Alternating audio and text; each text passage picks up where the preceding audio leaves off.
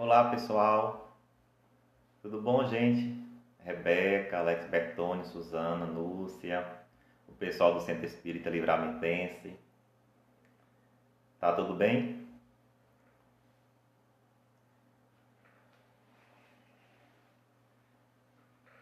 Pois então, é uma alegria para nós, né, do Movimento Espírita de Livramento, porque nós realizamos mais uma Semana Espírita e isso foi de assim, uma alegria, de uma satisfação, dar cumprimento aos nossos deveres com enriquecimento, né, de pessoas da localidade e de distante. Então nós vamos primeiramente fazer a nossa prece inicial, né? Sempre nos aconselha a Joana de Ângeles. Então fecha os nossos olhos e rogar a Ti, Senhor, que nos abençoe a todos mais uma vez. Que a Tua luz venha nos favorecer o entendimento e nos fortalecer para que possamos seguir na luz do conhecimento vinda de mais alto. Que assim seja. Então, hoje a gente vai fazer um fechamento, não da Semana Espírita, né, mas das ideias trazidas durante a Semana Espírita, cujo tema foi Convites da Vida. E a primeira palestrante que se apresentou, a primeira expositora, foi a Luziane Bahia. E ela trouxe o tema o livre-arbítrio e a lei de causa e efeito. Então ela começou falando, questionando sobre o que é que nós desejamos plantar. E ela fundamentou a sua pergunta em uma passagem do Novo Testamento, em que Jesus afirma que pelos frutos se conhece as árvores, ou se conhece a árvore. Só vou fazer uma pausazinha e perguntar para vocês se está tudo ok, alguém de vocês dá um ok. Então acho que sim, que Rebeca falou que assim seja, então acho que sim. Então, dando continuidade, a Luziane ela afirma que esse é um momento muito interessante para as nossas reflexões. É claro que hoje à noite eu não vou repetir o que eles falaram exatamente, mas uma reflexão em cima daquilo que eles falaram. Então, ela, depois dessa passagem evangélica, ela leu, né, a introdução do livro Convites da Vida, psicografado por Divaldo Franco e ditado por Joana de Ângeles. E a Joana, neste parágrafo lido pela Luziane Bahia, fala que por onde nós seguirmos, né, nós vamos encontrar incessantes convites da vida. E é verdade, é só a gente observar nossas próprias vidas e vamos ver o convite à moderação, convite ao trabalho, convite ao silêncio, convite a tantas outras coisas, né? Na saúde, na riqueza, na beleza, na enfermidade. É a vida nos convidando ao nosso crescimento espiritual. Depois, ela vai nos lembrar o Livro dos Espíritos, na sua terceira parte, onde estão elencadas as leis morais da vida, e a nona lei, que é a lei de liberdade, que tem tudo a ver com, obviamente, com o tema que ela estava abordando. E através desta lei, nós podemos escolher o que é que nós vamos fazer das nossas vidas. E a liberdade não é fazer tudo o que quisermos. Os espíritos de luz, eles fazem tudo o que eles querem. Ué, mas pode? Pode, porque eles fazem tudo de acordo às leis divinas. Eles não transgridem as leis divinas, porque eles nunca querem fazer algo errado. Mas nós nem sempre devemos fazer aquilo que nós queremos, que geralmente, ou de uma forma muito comum no mundo de provas e expiações, fazemos coisas inadequadas, né, às leis divinas, que chocam com as leis divinas. Então ela fecha as suas reflexões, a Luziane Bahia, com a pergunta inicial: o que nós estamos plantando, né? Porque o que estamos plantando, nós vamos colher. Isso é muito importante para os nossos pensamentos. O convite da vida é que plantemos o quê? O amor, a paciência, a bondade, a compreensão, a benevolência, a gratidão, o respeito. E ela encerra assim com uma frase bastante significativa, né? Que plantemos o bem. No segundo dia, a expositora da noite foi a Rosiane Oliveira, da cidade de Barreiras, com o tema A Obsessão e os Problemas Psíquicos. Né? Ela principiou a sua fala abordando sobre a questão da valorização das coisas materiais e suas consequências.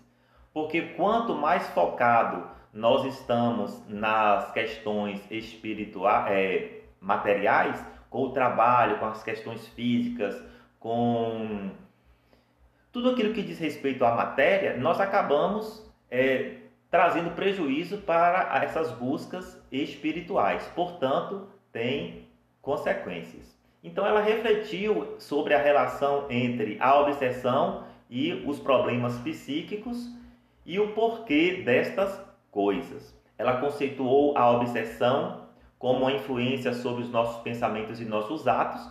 Essa definição, na verdade, já se encontra no livro dos Espíritos, né? Os expositores eles trazem informações das obras básicas, né? nos proporcionando segurança no ouvir o que eles trazem para nós. E influenciando sobre nossos pensamentos, esses espíritos, né, no processo obsessivo, podem nos trazer transtornos psíquicos. E ela falou algo muito interessante, que essas situações nos faz lembrar Jesus, que nos aconselha a amar o próximo, amar a Deus sobre todas as coisas e ao próximo como a nós mesmos. Mas o que isso tem a ver com problemas psíquicos e com obsessão? Tudo a ver, porque a gente se desorganiza, a gente se desequilibra, seria a palavra correta, né? Então vem as desavenças com criaturas encarnadas que depois tornam-se obsessores, e vem também os transtornos íntimos também.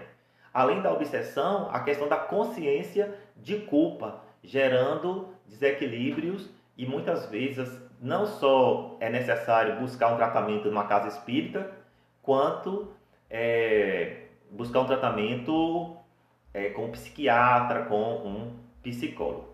No terceiro dia, nós tivemos a grata satisfação de receber o nosso irmão da Seara Espírita, o Carlos Henrique. Ele é de Vitória da Conquista e ele falou sobre os trabalhadores da última hora.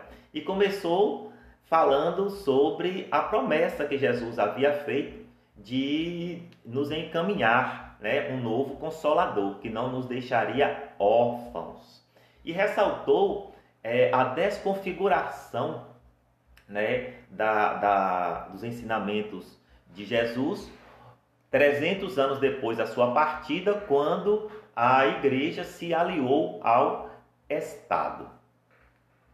Então, foi em 1857, com a publicação do Livro dos Espíritos, né, que essa promessa do Cristo ela foi efetivada, né? E o novo Consolador, ele nos convida novamente, ele até falou assim, interessante, né? Novamente, para sermos ceareiros do bem.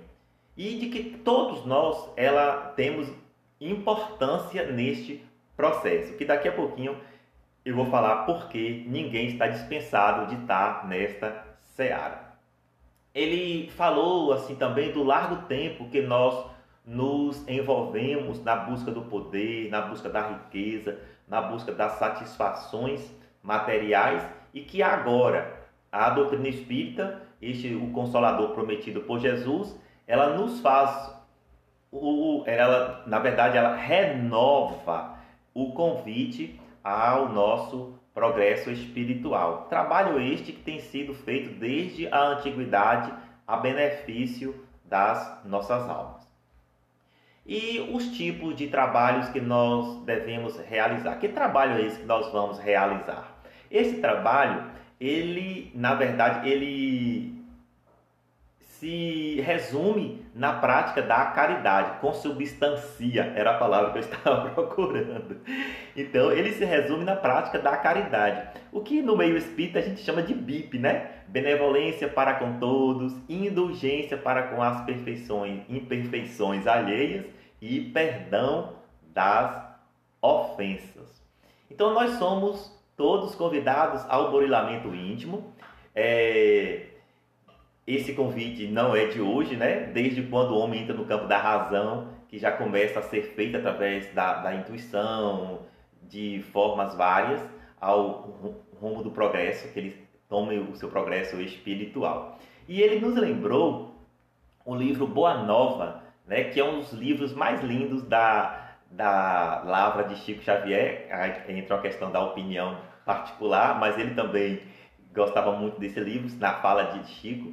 E Jesus, ele conversa com o Hanan e afirma ao sacerdote, né, que o reino de Deus que ele veio trazer para a terra é a obra divina no coração dos homens.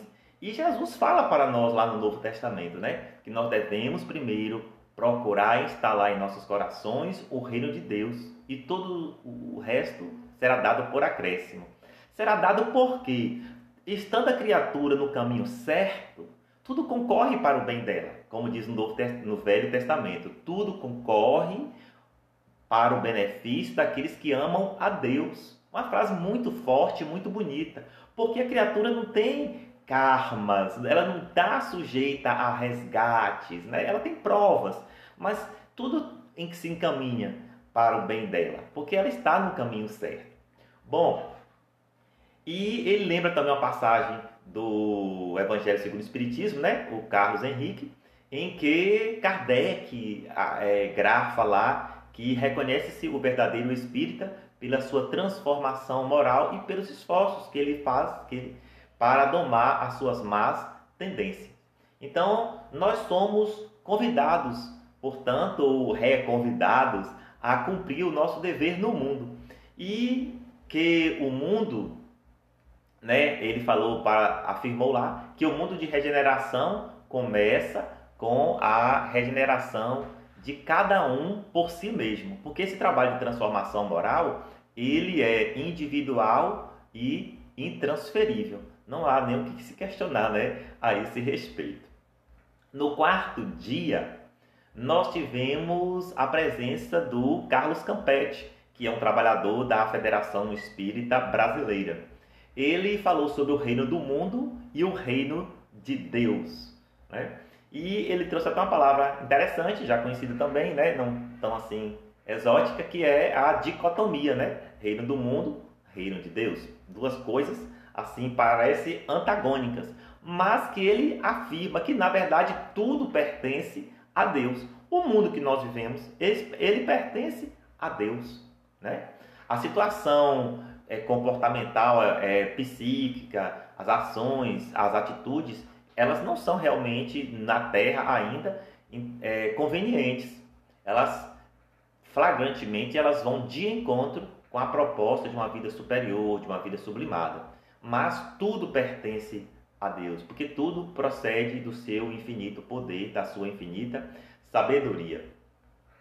E tudo nos pertence também, porque nós somos herdeiro de Deus. No entanto, acontece algo muito desagradável num processo evolutivo. Quando a gente reencarna, nós mergulhamos no mundo material e é muito comum que a gente perca o foco, que a gente perca o rumo. E aí começamos a disputar uns com os outros, né? A gente vê aí como é um problema, né? Até de países contra países, dentro das próprias famílias, dos partidos, um disputando com o outro. E na verdade, tudo pertence a todos. Bom, e disse, de uma forma assim mais espiritual, né, de que o reino de Deus não é deste mundo. São palavras também são palavras do Cristo, né? E ele trabalhou em cima disso, Porque o reino de Deus, nesse contexto espiritual, ele não é deste mundo de provas e expiações e nem será do mundo de regeneração.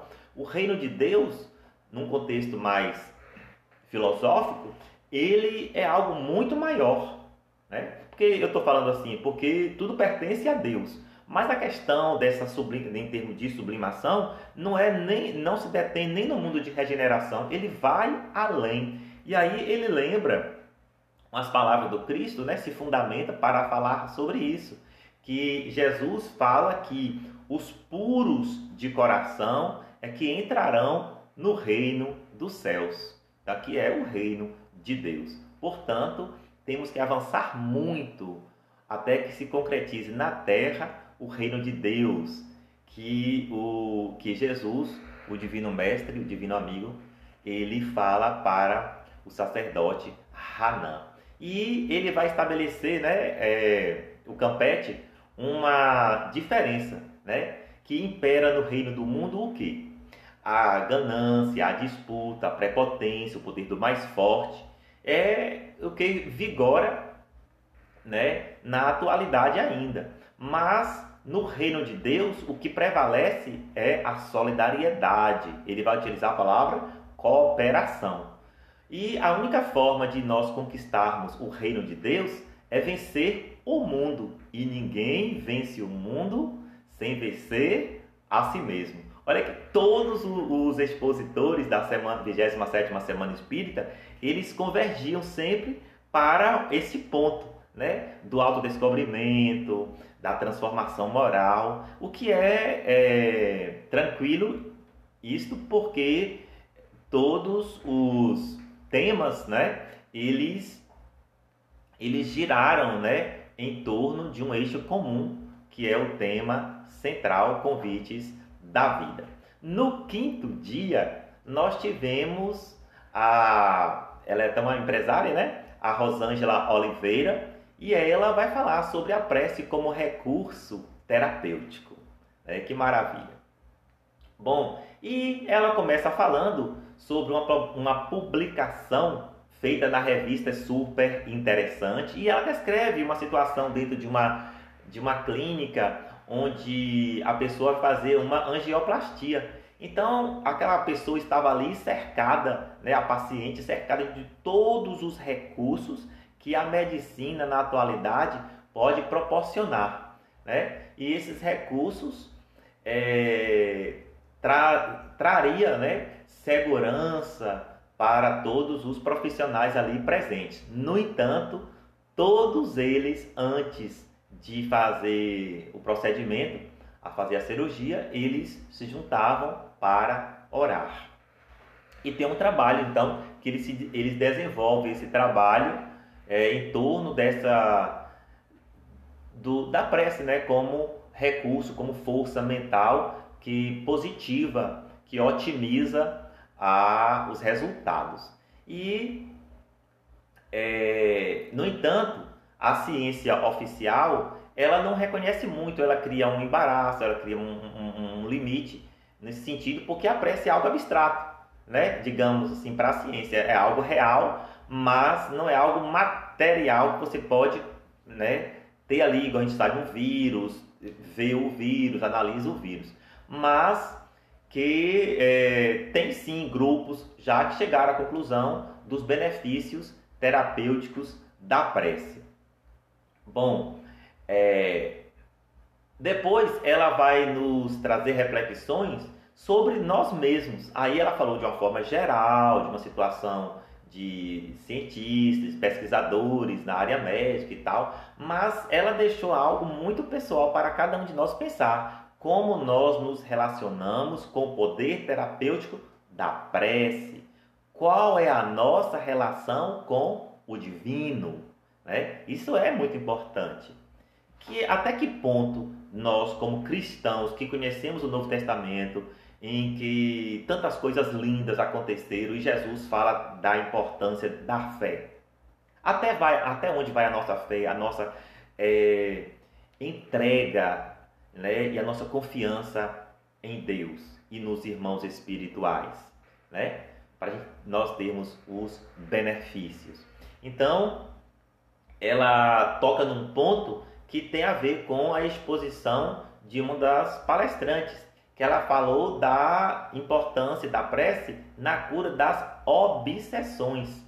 Falou que a prece ela cria uma situação positiva a nosso favor e de outros para quem oramos, né? Tem um caso muito lindo em que Jesus ele se encontra com um homem que iria se suicidar.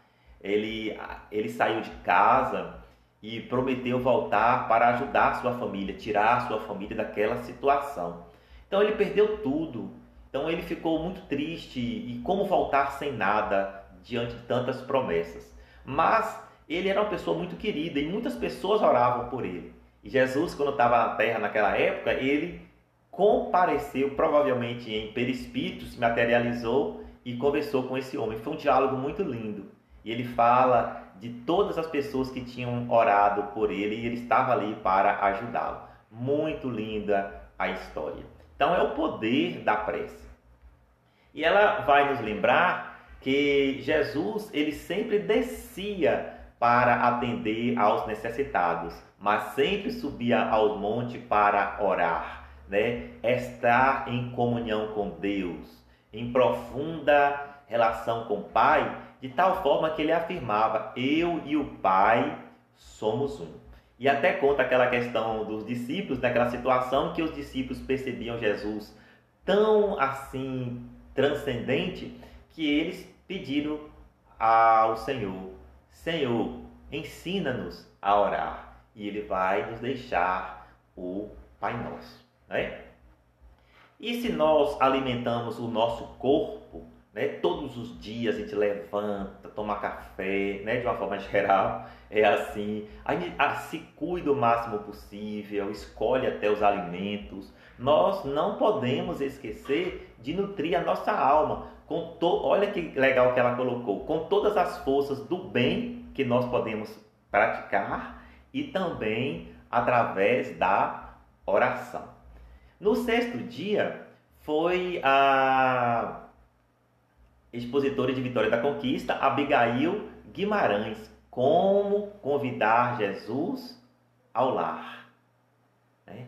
E ela inicia falando, desejando a todos muita paz. E em seguida ela citou uma passagem do Evangelho de Lucas, aquela do caminho de Emaús, na qual os discípulos pedem a Jesus que fique, né, com eles, pois já era tarde. Particularmente, eu acho que eu sou um mentiroso. Eu falo sempre nos estudos que eu sou um mentiroso, porque todas as passagens do Evangelho eu falo é uma das mais lindas do Evangelho. Mas ela é muito interessante, ela cabe assim uma palestra que eu pretendo falar, né, sobre o caminho de Emaús. Né? Vou renovar, porque eu acho que já fiz essa exposição há muitos anos. E né, nós temos que trazer Jesus para o nosso lar. Como fazer isto? Foi a exposição da nossa amiga de Vitória da Conquista. Bom, ela contou, portanto, as visitas que Jesus fez em muitas casas. E ela destacou a presença de Jesus em um casamento em Caná, ocasião em que ele transforma a água em vinho, permitindo a continuidade da festa e da alegria. Porque a mensagem e a presença do Cristo, ela é uma presença de alegria, a boa nova, a boa notícia, a grande presença dele junto a nós. E a doutrina espírita também é uma doutrina de alegria, por toda a esperança, por todo o consolo, por todas as informações altamente esclarecedoras que a doutrina espírita traz à humanidade. Então ela traz uma grande alegria para nós. E toca no ponto da lei de ação e reação.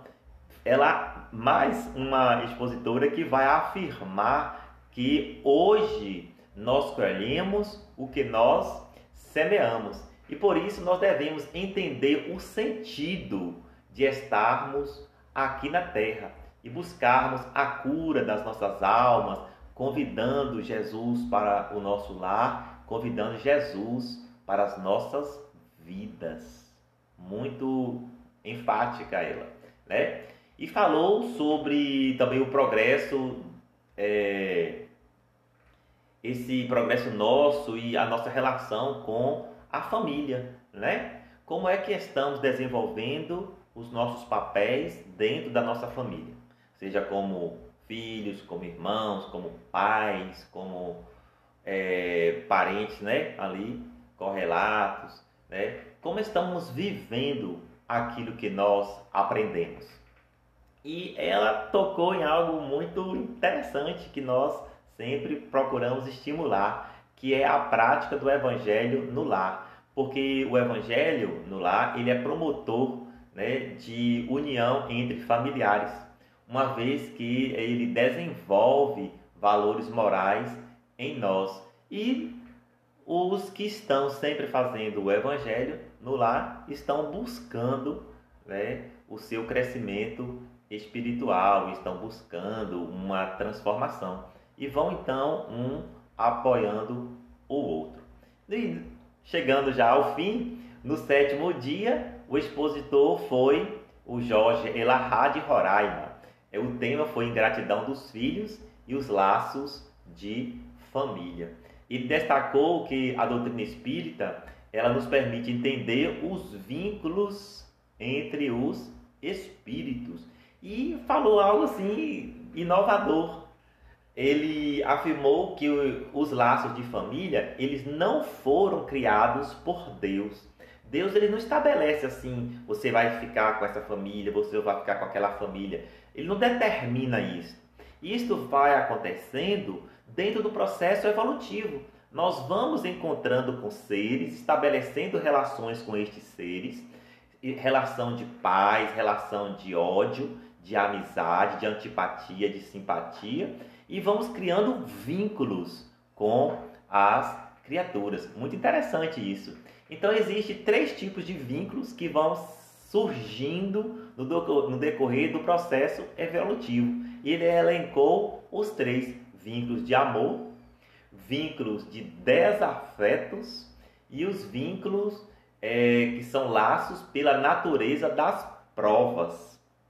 E ele explicou os 3 lá. Os vínculos de amor são criaturas que se amam, não tem nenhum problema a ser resgatado com outras pessoas e pedem para nascer, reencarnar na mesma família. Ótimo, essas famílias são hiper unidas, são apaixonados, digamos assim, uns pelos outros. Tem os laços de desafetos, que são aquelas situações, né, que as pessoas vão conquistando negativamente nas suas relações interpessoais. E tem pela natureza das provas. Uma pessoa até de um outro país, um espírito que viveu uma encarnação passada em outro país, pode, por exemplo, nascer no Brasil aproveitando uma situação em que ele precisa dentro daquela família. Por exemplo, um código genético, né? Um código genético que vai dar origem a uma limitação física. Então, aquela família gera, aquela estrutura biológica gera aquela deformação, aquela limitação, etc e tal. Então, você traz o espírito para aquela família pela natureza das provas. Então, tem provas muito semelhantes e nasce tudo no mesmo agrupamento familiar. E ressalta aqui uma das experiências amargas que pode encontrar no agrupamento familiar, quando se forma uma família na Terra, que é exatamente a ingratidão dos filhos. E essas ingratidões, né, elas podem vir através de maus tratos, da grosseria, da ironia sempre, né, com seus pais, né, uma conduta não condizente com tudo aquilo que eles receberam no processo educativo, né, joga tudo fora. E a gente vê muito isso até na televisão, os pais comparecem às delegacias e choram e ficam muito tristes por tudo que está acontecendo, sendo que eles deram aos filhos tudo aquilo que os filhos precisavam, né? E ele afirma que o ingrato ele está marcado, né, pela lei de causa e efeito para encontrar com as consequências dos seus desatinos, de suas ingratidões. E para o que sofre a ingratidão, existe o remédio. O remédio é o perdão.